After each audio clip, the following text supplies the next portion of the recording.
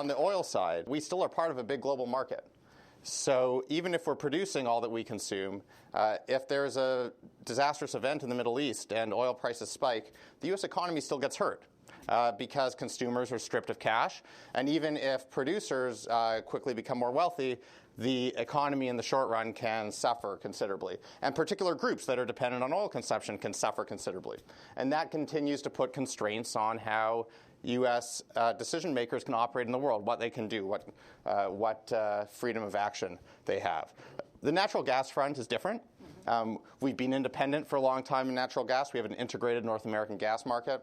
A few years ago, people were projecting that that would come to an end, that demand for natural gas was growing and supply was shrinking, and so the United States would come to be dependent on imports of liquefied natural gas. In the gas market, we can get into this if you want, but the basic thing that's worth keeping in mind is the gas market is a lot more rigid, a lot more political than the oil market. It requires big, expensive investments in order to be able to transport gas around the world. And when you need to put a lot of infrastructure in place and sink a lot of money for long periods of time, you usually want to have a very good political relationship with wherever that trade is coming from. And so this prospect of getting entangled in the global market for natural gas did raise a lot of security questions. Now that we have this boom in U.S. domestic gas production, we're not heading down that road. We continue to be self-sufficient in natural gas. Now we're talking about potential exports rather than imports, which is a very different set of questions. I don't expect to see a lot of exports of liquefied natural gas. The reason to expect them is straightforward. Right now, natural gas is very cheap in the United States, is moderately priced in Europe, and is very expensive in Asia. And usually when something is much more expensive in one place than another, there's a large incentive to ship it from the low-cost place to the high-cost place and make a little money. The problem is twofold. First, that price gap is not necessarily dependable. U.S. prices could rise a bit, and foreign prices could drop a bit, and that would squeeze the opportunity. On top of that, moving natural gas from one place to another is not cheap. You have to spend money to build liquefaction terminals that take this gas and turn it into a liquid. You need to then pay for transport on special ships, and then you need to regasify it. You need to have terminals that take it and turn it from a liquid into a gas. And that adds a lot to the cost.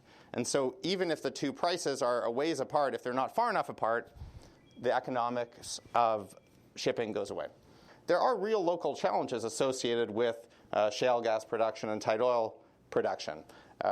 This is an activity that can be done well and can be done poorly. You have what's essentially heavy industry moving into areas that are not experienced with it. You have a wide range of companies operating, some of which are responsible and some of which are less responsible. You have activities that can be done well or poorly. You can cement wells properly, or you can cement them in the wrong way and allow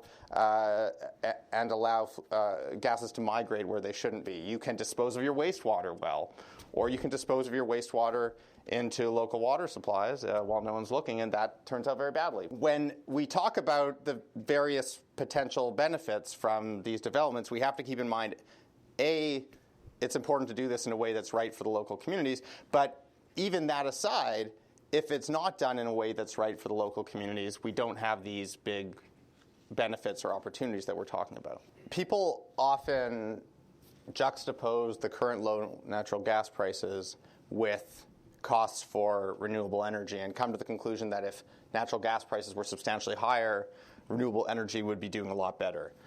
It's important to keep in mind that if natural gas prices were a lot higher, it would not be the competition for these renewable resources. Coal would often be the competition in a very loose sense. It's not a direct competition. These are very different resources, but it would essentially be the competition. If I look out into the future, to me, the number one make or break thing for clean energy, whether it's renewable energy or nuclear energy or carbon capture and sequestration or much greater use of energy efficiency, is policy.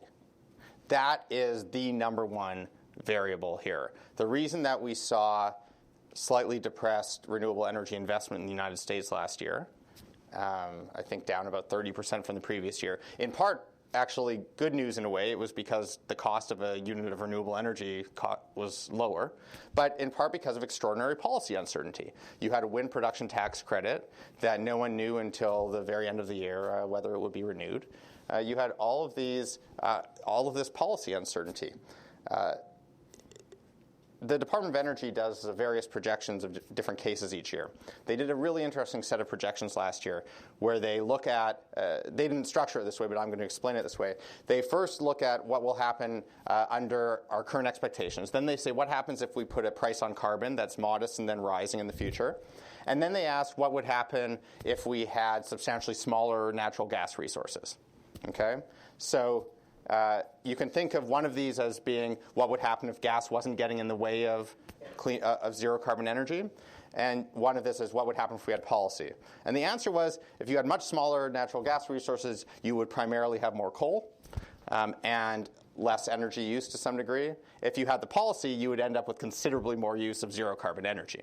So it was the policy that had by far the biggest impact rather than the supply side variable. But that policy has to be put in place. This administration has been sort of muddling through on the policy side because Congress has been unable to deliver on carbon pricing in one form or another, whether that is cap and trade or a clean energy standard or an explicit price on carbon through a tax. But the administration has been going after this through standards for cars and trucks. It's put out standards for new power plants.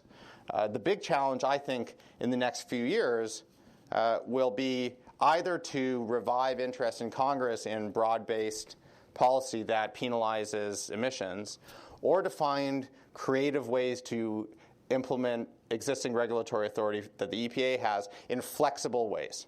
I think this administration understands that if they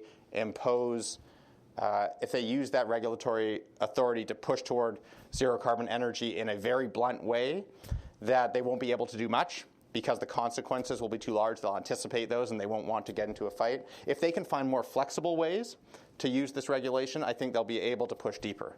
And that I expect to be a big part of the conversation in the next couple of years.